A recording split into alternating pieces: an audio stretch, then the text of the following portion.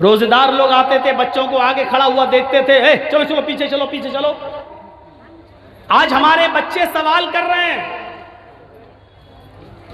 कि मस्जिदों से वो लोग कहां चले गए जो हमें अगली सफ में खड़े हो जाने की वजह से पीछे कर दिया करते थे और भगा दिया करते थे, चलो चलो चलो। रमजान में मस्जिदों का यही हाल था ना। रोजेदार लोग आते थे, बच्चों को आगे खड़ा हुआ देखते थे, चलो चलो पीछे चलो पीछे चलो, उनको पीछे कर दिया जाता था। ईद के दिन के बाद से वो बच्चे हमसे सवाल कर रहे हैं कि वो लोग कहां गए मस्जिदों से। जब हम अगली सब में खड़े हो जाते थे तो वो हमें कान पकड़कर, हाथ पकड़कर पीछे खड़ा कर दिया करते थे और हमें मजबूर होकर उनको जवाब देना पड़ रहा है कि बेटा वो दिन अब, वो लोग अब तुम्हें सिर्फ जुमे को मिलेंगे, जुमे के अलावा किसी और दिन अब वो लोग नजर नहीं आएंगे जो तुम्हें कान पकड़कर और हाथ पकड़कर पीछे कर दिया करते थे। अब तुम ही हमारी इन मस्जिदों की लाज बचाओ, तुम ही अगले सब पे खड़े होकर कम से कम पहली सब तो पूरी कर दो। आज हमें उनको ये जवाब देना पड़ रहा है। पूरे हिंदुस्तान के अंदर मस्जिदों की तादाद तकरीबन 5 लाख। पूरे हिंदुस्तान के अंदर मदरसों की तादाद तकरीबन 2 लाख से 2.5 लाख। पूरे हिंदुस्तान के अंदर उलमा की तादाद, मेरे प्यारे साथियों अंदाजा लगाइए और गौर कीजिए तो तकरीबन 5 से 6 लाख। और पूरे हिंदुस्तान के अंदर उलमा की, मुसलमानों की तादाद तकरीबन 25 करोड़ से 30 करोड़ के बीच में। आपने अंदाजा लगाया? मस्जिदें 5 लाख, मदरसे 3 लाख, उलमा तकरीबन 50 लाख और हमारी तादाद 25 से 30 करोड़। लेकिन मस्जिदों में नमाज पढ़ने वाले नमाजियों का परसेंटेज सिर्फ 2%। ये 98% मुसलमान कहां है? रमजान में ये परसेंटेज बढ़कर थोड़ा सा आगे हो जाता है 5%। ईद और बकरा ईद की नमाज में यह परसेंटेज थोड़ा सा बढ़कर 10 और 15 से 20% पहुंच जाता है। 80% मुसलमान फिर भी मस्जिदों से दूर है। जरा आप अंदाजा लगाइए, हमें ये दिन देखना। क्यों आप हवा खड़ा कर रहे हो? क्यों आज हमें परेशानी हो रही है? क्यों आज हमें दिक्कत हो रही है? हमारी मस्जिदों से लाउड स्पीकर उतर रहे हैं। सोशल मीडिया पर कितना चल रहा है, फेसबुक पर और व्हाट्सएप ग्रुप पर ये चीजें कितनी ज्यादा अपलोड की जा रही हैं। क्या मसला है आए अजान तेरा भी?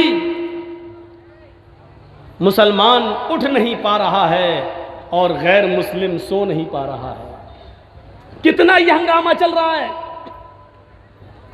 हमने अंदाजा लगाया इस अजान का भी बड़ा अजीब मसला हो गया है।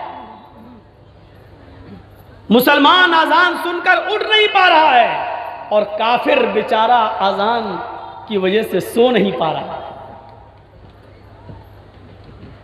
और हम रो रहे हैं कि ये ऐसा हो रहा है, वैसा हो रहा है, आगे क्या होगा। अपने वजूद की हम लड़ाई लड़ रहे हैं, अपनी बका के लिए हम लड़ाई लड़ रहे हैं। इसका जिम्मेदार कौन? कुरान तो ये कह रहा है कि हमने जो ये दीन तुम्हारी तरफ भेजा है, जो नाजिल किया है, जो उतारा है मोहम्मद सल्लल्लाहु अलैहि वसल्लम, ये हमने कोई नया दीन देकर तुम्हें नहीं भेजा। शरअ लकुम मिनद्दीनि मा वस्सा बिही नूहन वल्लज़ी औहयना इलैक वमा वस्सैना बिही इब्राहीम व मूसा व ईसा नक़ीमुद्दीन। आए मोहम्मद सल्लल्लाहु अलैहि वसल्लम, हमने जो दीन आपके ऊपर नाफिज किया है, हमने जो दीन आपके ऊपर उतारा है, हमने आपके लिए जिस दीन को मशरू करार दिया है, इस दीन की वसीयत, इस दीन का निवास मैंने हजरत नूह के ऊपर भी किया था, इसी की वसीयत हमने हजरत नूह को भी की थी। मा वस्सैना बिही नूहन वल्लज़ी औहैना इलैक, जब नूह को जो हमने दीन उतारा था, यही दीन हमने उनको दिया था और उसके बारे में हमने आपको बाखबर कर दिया है। वल्लज़ी औहैना इलैक, उसकी वही मैंने आपकी तरफ भेज दी थी, उसकी वही हमने आपको कर दी थी, उसकी खबर हमने आपको दे दी थी। वमा वस्सैना बिही इब्राहीम व मूसा व ईसा नक़ीमुद्दीन, और नूह के बाद यही दीन मैंने इब्राहीम को देकर भेजा, मूसा को देकर भेजा और ईसा को भी देकर भेजा। कुरान तो नहीं कह रहा है कि मोहम्मद सल्लल्लाहु अलैहि वसल्लम हम आपको कोई नया दीन देकर भेज रहे हैं। हमने अपने अमल से ये साबित करने की कोशिश की है कि इस्लाम सिर्फ हमारा मजहब है और इस पर हमारी इजारादारी है, हमारा कब्जा है और ये दीन मोहम्मद रसूलुल्लाह लेकर आए। नहीं, आज जरूरत थी इस बात की कि हम गैर मुस्लिमों को बताते कि इस दीन से तुम्हें क्यों नफरत हो रही है। ये दीन तो कृष्ण जी का है, ये दीन तो रामचंद्र जी का है, नफरत नहीं करते। उनको बताते कि आपने हमारी मस्जिदों से जिस आजान को बंद कराने की कोशिश की है, ये आजान तो आपके अल्लाह परिषद में लिखी हुई है, अस्मल्ला मिल्लल्लाह मित्रा वरड़ो इल्लल्लाह इल्लल्ले मित्रा वरड़ो इल्लल्ले इल्लल्लाह मोहम्मद रसूल रकबरस अस्मल्ला मिल्लल्लाह मित्रा वरड़ो इल्लल्ले इल्लल्लाह। आपने बताने की कोशिश की कि ये अजान आपके मजहब के अंदर भी है, और जब आपने बताने की कोशिश नहीं की तो ये दिन हमें भुगतना पड़ेंगे और ये दिन हमें देखना पड़ेंगे। आज 98% मुसलमानों को तकलीफ हो रही, क्यों? जब हमारी मस्जिदों में 2% नमाजी आ रहे हैं तो फिर अजान हो या ना हो, फर्क किस बात का है? क्यों हमें तकलीफ हो रही है? हमने अगर अपने अमल से साबित किया होता और अपनी मस्जिदों को भरा होता। देख रहे हैं टीवी डिबेट पर गैर मुस्लिम यही तो कह रहे हैं, बीजेपी के बड़े बड़े नेता लोग डिबेट में आकर यही तो कह रहे हैं कि मुसलमान पढ़ते ही कितना नमाज है। ये बताइए कि मस्जिद में एक सब भी पूरी नहीं होती है। जब 10 और 15 लोग नमाज पढ़ने के लिए जाते हैं तो 10-15 लोगों के नमाज पढ़ने के लिए आप इतनी तेज आवाज चिल्लाते हैं और चीखते हैं कि उससे आप पूरी की पूरी बस्ती में की नींद में खलल कर देते हैं। आज डिबेट में ये चीजें चल रही हैं, हमारे अमली किरदार पर कीचड़ उछाला जा रहा है। हमें बताने की जरूरत ये थी कि ये दीन, हमारी नमाजों के बारे में तुम उल्टा सीधा क्यों बोल रहे हो? कृष्ण जी ने भी तो 5 वक्त की नमाज पढ़ी है। श्रीमद् भागवत गीता का 6वां अध्याय का मंत्र नंबर 10 उठाकर देख लो कि पूरी नमाज कृष्ण जी भी पढ़ते हुए नजर आ रहे हैं।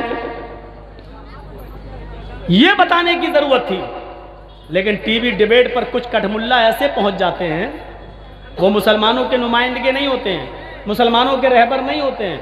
चूंकि टीवी डिबेट में जो डिबेट में जाता है मौलवी, उसको 5,000 रुपये मिलता है। मैं आपको एक बात बता दूं, डिबेट में जितने लोग आते हैं 5,000 रुपये उनको मिलता है एक डिबेट का, और डिबेट में उल्टा सीधा बोलकर वो चले आते हैं जिस पर फिर मजाक होता है, और उनको उसी उल्टा सीधा बुलवाने के लिए ही कहा जाता है। अब जैसे एक मरतबा डिबेट हो रही थी, मैं गौर से देख रहा था टीवी पर, उसमें हिजाब के ऊपर डिबेट हो रही थी। तो बताइए कि औरतों को पर्दे में क्यों रख दिया गया है, क्यों 4 दीवारी के अंदर कैद कर दिया गया है? तो मौलाना साहब उसका जवाब ये दे रहे थे कि साहब इसमें आपको परेशानी क्या है? एक औरत को, एक लड़की को इख्तियार है, वो हिजाब पहन के जाए या ना पहने, दुपट्टा ओढ़ के जाए या उतार के जाए, आपको दिक्कत क्यों हो रही है? एक लड़की की अपनी मर्जी है, वो जैसे जाना चाहे जाए। ये डिबेट में मौलाना साहब जवाब दे रहे थे, जबकि उस डिबेट में जवाब ये देना चाहिए था कि रामचंद्र के छोटे भाई लक्ष्मण ने भी सीता जी का चेहरा नहीं देखा। हम तो अपनी बहनों से और अपनी बेटियों से वो पर्दा करवा रहे हैं जो सीता जी करती थी, और उन्होंने राम के छोटे भाई लक्ष्मण का भी चेहरा नहीं देखा है। डिबेट में अगर वो मौलवी ये बोलता तो डिबेट की शक्ल दूसरी हो जाती, दूसरी शक्ल अख्तियार कर लेती डिबेट, लेकिन उल्टा सीधा बयान देने के लिए उन कठमुल्लाओं को बुलाया जाता है और वो कठमुल्ला उल्टा सीधा बयान देकर वहां चले जाते हैं सिर्फ 5,000 रुपए के लिए।